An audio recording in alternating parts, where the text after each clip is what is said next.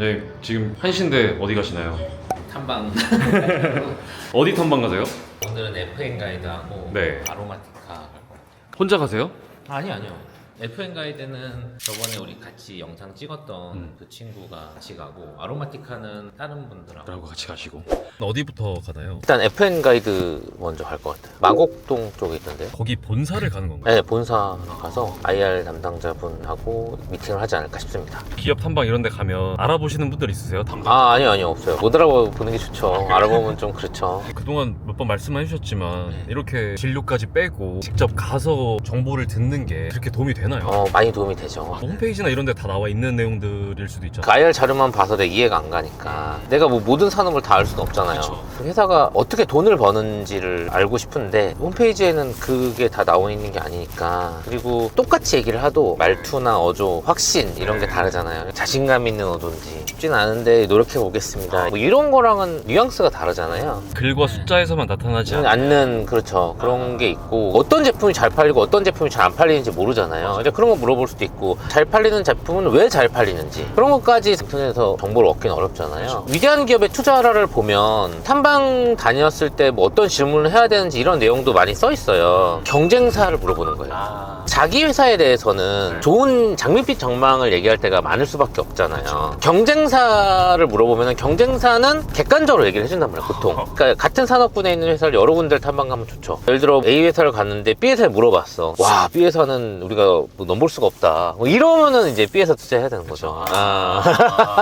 지금 가는 회사는 어떤 걸 하는 회사예요? FN 가이드라고. 네. 주식 투자할 때 리포트 보잖아요. 모든 증권사 리포트를 보고 싶으면 FN 가이드나 YG 리포트 이런 데를 가입을 해서 유료로 결제를 하면 거기서 리포트를 받아서 볼 수 있어요. 원래는 그런 서비스를 하는 회사예요. 요새 ETF 시장이 커지고 있잖아요. 근데 액티브 ETF는 펀드 같은 거니까 그 증권회사에서 설정을 하는데, 패시브 ETF 같은 경우는 따라가는 지수를 넣어야 되는데 기초 지수를 FN 가이드에서 만들거든요. 우리나라에서 FN 가이드만 하는 건 아니고 매경도 하고 거래소도 해요. 어느 회사 지수가 더 좋은지 그거를 증권회사에서 ETF 짤 때 비교해서 하는 건데, FN 가이드 채택이 많이 되는 것 같아요. FN 가이드가 어떤 경쟁력이 있는 건지, 얼마나 점유율을 차지하고 있는 건지 이런 거는 찾기가 어려우니까 가서 이제 물어보고 수수료율은 얼마나 되는지 여쭤보고 하는 거죠. 탐방이라는 게 그냥 저 가고 싶어요 한다고 가질 수 있는 건 아니잖아요. 그래서 저도 많이 끼어서 가요.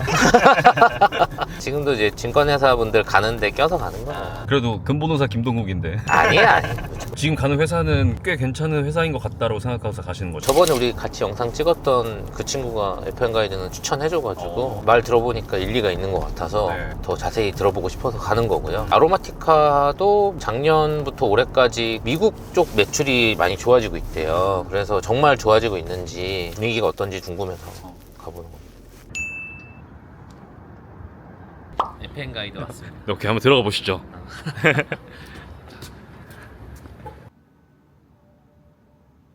자, 어떠셨어요? 좋았어요. 어떤 내용들을 좀 들었나요? 얘네가 사업부가 3개예요. 금융정보 서비스 사업부, 그다음 인덱스 사업부, 그다음 펀드 평가 사업부. 그러니까 원래 얘네는 이제 금융정보 서비스로 유명한 회사예요. 모든 증권회사 리포트를 다 볼 수 있게 서비스해주는 회사인데, 그 사업은 옛날부터 있던 거고, 그러니까 이익이 어느 정도 꾸준히 나는 사업부였어요. 그리고 경쟁사였던 YG 리포트를 얘네가 인수해서 지금은 거의 독점이에요. 이제 원래 얘네가 영업이익 6, 70억 하다가 작년에 100억을 찍었거든요. 그게 시장이 좋아져서 그런 건데, 인덱스 사업부가 매출이 많이 늘어나서 그래요. 근데 인덱스 사업부가 뭐냐면은, 우리가 ETF를 만들 때 그건 자산운용사에서 ETF 출시하잖아요. 가장 유명한 게 미래에셋은 타이거, 삼성 자산운용은 코덱스. 그 ETF 설정을 할 때 기초 지수를 써야 되는 거예요. 우리가 ETF 들어가 보면은 종목이 여러 개가 있잖아요. 그걸 어떻게 편입을 해야지 지수를 추종할 수 있는지, 그 지수 구성 종목을 정하고 설정해주는 사업을 하는 거더라고요. 코스피, 코스닥, 코스 200 지수, 뭐 이런 지수는 당연히 거래소에서 하는데, 테마형, 반도체 탑10, 현대차 그룹, 삼성 그룹주, 뭐 이런 ETF 이런 거는 거래소에서 안 하는 거예요. 그러니까 그런 테마형 ETF 지수 산정은 민간 사업자들이 하는데, 민간 사업자 중에서 얘네가 점유율 1등이더라고요. 점유율 예내가 14%고 지수를 추종하는 ETF가 한 50조 정도 된다고 하더라고요, 지금 현재. 근데 그게 작년, 재작년 시장이 좋아지면서 ETF 쪽으로 돈이 들어오면서 늘어난 거고, 그러니까 얘네는 수수료 사업인 거예요. 그게 몇 프로인지까지는 얘기는 안 해주지만 점점 ETF로 돈이 많이 들어오고 또 추가 상장을 할 거고, 기존에 지금 50조만 유지가 돼도 한 500억 정도는 영업이익이 생길 거고, 만약에 ETF 시장이 더 커져서 100조까지 간다 그러면은 더 커지는 거지. 이게 사업 구조가 되게 좋은 게, 이미 상장하고 나면 별로 신경 쓸 게 없대요. 새로 상장하는 것만 개발해서 만드는 그게 이제 돈이 드는 거지, 이미 162개 상장돼 있는 거에서 설정액이 늘어난다고 해서 추가 비용이 드는 게 없는 거야. 근데 이익만 늘어나는 거야. 게다가 주주환원도 여태까지도 한 25% 정도 주주환원 했는데, 주주환원율은 계속 유지한다고 했거든요. 오르면 올랐지. 그리고 대주주가 화천기공이니까, 화천기공이 돈 벌려면 배당을 받아야 되니까 분리과세도 하면 배당률은 더 올라갈 수도 있고, 이익이 늘은 거에 따라서. 물론 지금 주가가 한 10,000원에서 20,000원까지 올라 있는 상황이긴 한데, 아직은 갈 볼륨이 더 많지 않나. ETF 시장이 그만큼 커진 거지. 여기서도 400억, 500억 이렇게 이익이 는다면 여기서도 2배, 3배 갈 수 있는, 괜찮을 것 같아요, 제가 보기에는.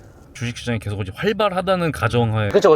활발한 가정하에 잘 생각해보면은 시장이 안 좋아도 ETF로는 돈이 들어올 수 있어요. 개별 종목은 모르겠고 ETF로 투자하다 이럴 수도 있잖아요. 그리고 실제로 ETF 투자 지금 진짜 많이 늘었어요. 게다가 개인들은 테마형을 좋아하니까 좋을 것 같습니다. 정부에서도 증시를 올리려고 하는 것 같고, 물론 얘네도 증시가 꺾이면 같이 빠질 확률이 높지만 아직은 전 우리나라 증시가 꺾이지는 않을 거로 믿고 싶습니다.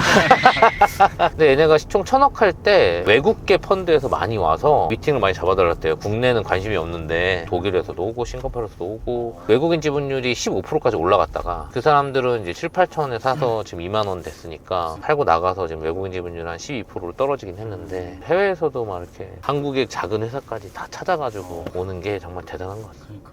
원장님 지금까지 얘기하셨던 반도체, 바이오 이런 건 어느 정도 기술력이 좀 있어야 되잖아요. 근데 이 회사는 사실 기술력이라는 게, 기술력이 아니라 데이터가 많으니까, 얘네가 몇십 년 동안 국내 금융정보 서비스를 하다 보니까 빅데이터가 있으니까 그거를 모아서 기초지수를 만드는 거죠. 그리고 실제로 얘네가 조만간 또 AI 쪽으로 해서 테마형 ETF가 또 상장한다고 하더라고요. 그런 거 지수는 얘네가 만드는 거죠. 원장님 ETF 하고 계신 거 있으세요? ETF는 없네요.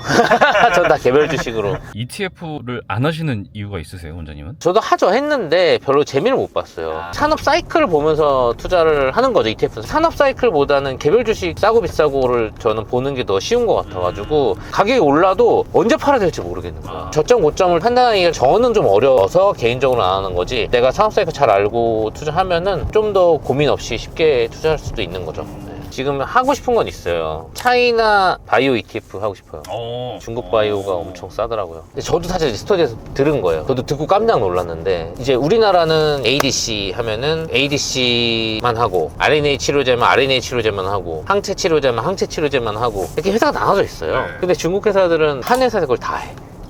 하나 제대로 하기도 어려운데 다 하면은 죽도 밥도 아닌 거 아니냐, 그렇게 생각할 수 있는데, 실제 라이아웃이 되고 있으니까. 우리나라에서 막 라이아웃 막 몇 조짜리 하면 주가 난리 나잖아요. 중국은 분기마다 하나씩 해요, 라이아웃. 그런데 주가가 안 움직여. 너무 흔한 일이니까 거기서는. 실제로 며칠 일어나기 전까지 주가가 안 가는 것 같아요. 우리나라는 예를 들어 뭐 3조짜리 라이아웃을 했다 그러면은, 아 이건 3조 되는 거야 이렇게 받아들여주고, 만약에 얘네가 중간에 실패했어 그러면 이제 나락 이렇게 되는 건데, 미국이나 중국 쪽 시장은 3조 라이아웃 해도 이게 진짜로 매출이 되는지를 보고 그렇게 하는 것 같아요. 물론 뭐 임상 결과에 따라서 막 오르락내리락 해요. 워낙 많으니까. 한 회사에서 라이아웃 한 게 그 중에 하나만 성공해도 엄청나게 이익이 올라갈 수 있다. 게다가 중국 바이오에서는 이미 돈을 벌어. 예를 들어 뭐 헬리우스라는 회사는 바이오시밀러라는 회사더라고요. 걔네가 이제 뭐 RNA 치료제도 하고 ADC도 하고 다 하는 거예요. 우리나라 에클론에 ADC 하나 가져가서 지금 임상하고 있거든요. 그것도 결과가 엄청 좋았어요. 그래서 에클론도 주가가 많이 올랐거든요. 사실 그 약을 성공해서 팔면 헬리우스가 제일 돈을 많이 버는 거잖아요. 근데 이제 그게 여러 개 중에 하나야.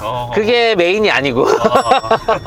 그리고 저는 실제로 이제 임상하는 친구들도 있으니까 얘기를 들어보면, 중국 애들 임상이 미쳤다는 거예요. 이미 역전 다 한 것 같다, 우리나라가. 우리나라나 미국에서 임상을 하려면은 시간이 너무 오래 걸리는 거야. IRB도 해야 되고 1상 2상 넘어가는데 시간도 오래 걸리고 돈도 많이 들어요. 근데 중국 애들은 약간 좀 인명경시가 있잖아요. 그리고 인구도 너무 많으니까 그런 거에 대해서 그렇게 윤리적으로 안 하는 것 같아. 그러니까 임상 진행이 너무 빠른 거야. 요새는 그래서 미국 빅테크 회사 애들이 중국 회사들한테 라인 해갈 때 그냥 이상까지는 니네가 해. 왜 그러냐면, 예전에는 중국 임상을 못 믿었어요. 근데 이제 중국도 소득수준 올라가고 잘 살게 되고, 미국 유학 가서 배워온 사람도 많고 교육 수준도 많이 올라갔고, 그만큼 중국이 발전했다 보니 예전에는 거짓말도 많이 했는데 지금은 거짓말 없이 하는 거야. 그러니까 빅테크 회사들에서도 자기네가 하면 오래 걸리고 돈 많이 드는데 싸고 금방 하니까 외주 맡기는 개념인 거지, 이상까지는. 그러니까 중국 바이오 회사들이 정말 돈 많이 벌겠다 그런 생각이 좀 들어서요. 저도 아직 투자 안 했어요. 이제 두 번째 가는 회사는 어디 회사죠? 아로마티카라고. 바디워시 만드는 데 아닌가요? 맞아요. 비건 제품. 소비재 회사네요. 아, 소비재 회사죠. 거기가 그러니까 원래 국내랑 일본 쪽 매출이 많았는데 작년에 이제 아마존 진출을 했는데 거기서 3등 했나? 그렇게 하고 계속 잘 팔리고 있고 국내도 약간 품절 이슈도 있었고 잘 팔리는 것 같길래 얼마나 잘 팔리는지. 그리고 작년에 상장했어요. 3개월밖에 안 돼서 상장한 지. 그래서 한번 갔다 와서 좋으면 더 사봐야죠. 보니까 주변에서 많이 쓰더라고요. 난 안 쓰고 있었는데 이제 쓰려고 나도 이제 주식 샀으니까 주주니까 이제는 쓰려고. 근데 지인들도 몇 명 쓰고 있더라고. 이미 물어보니까 다 알고 있고 괜찮대요, 제품. 미국 쪽에서도 잘 팔리고 유럽 쪽도 비건 제품이라서 매출이 올라가는 것 같더라고요. 그래서 우리나라는 저는 그렇게 생각해요. 국내에서 좀 잘 팔리다가 해외 쪽으로 잘 되면은 포텐셜이 있다. 삼양식품도 그랬고 아로마카티카도 비슷한 컨셉으로 보고 있는 거예요. 이 회사는 그럼 원장님이 찾으신 거예요? 아니면 이것도 역시나 아, 이것도 다른 스터디원이 알려줬어요. 제가 발굴해도 별로 없는 것 같아요. 이 회사가 어디에 있죠? 신사동에 있는 신사동에. 이렇게 하겠습니다.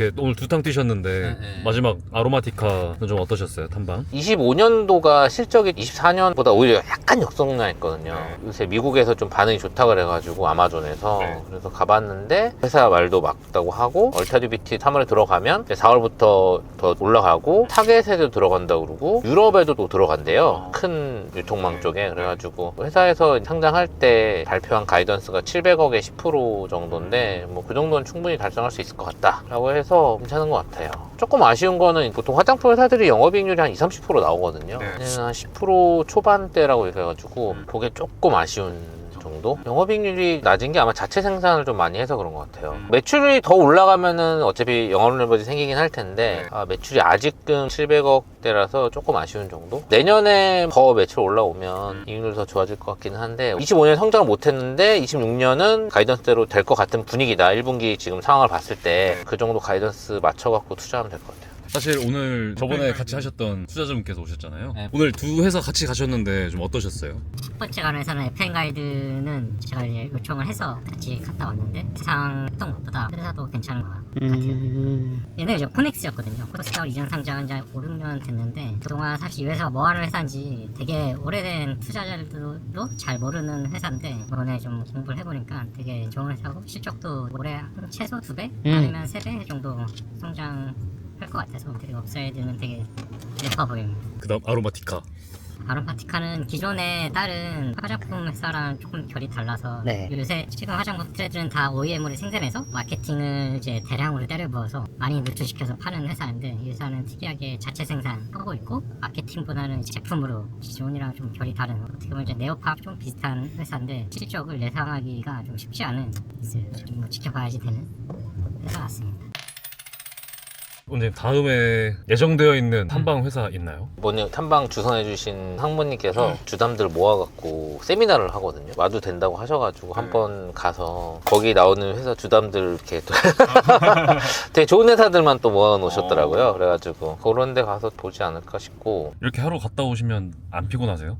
아니 탐방은 재밌어요. 일하는 게 피곤하죠, 솔직히. 실제 제품 설명이나 창업 스토리도 들을 수가 있고 저도 제품이 괜찮은 것 같아서 몇 개 샀거든요. 그런 게 재미죠 뭐. 치료는 내가 만약에 실수라도 하면 환자한테 피해가 가는 거고 긴장하고 있거든요, 늘 진료할 때는. 그리고 진료실 안에 한정된 공간에만 있고 하니까 조금 지루한 게 있는데 바깥 바람도 쐬고 다양한 사람들 만나고 하면 전 재밌는 것 같아요.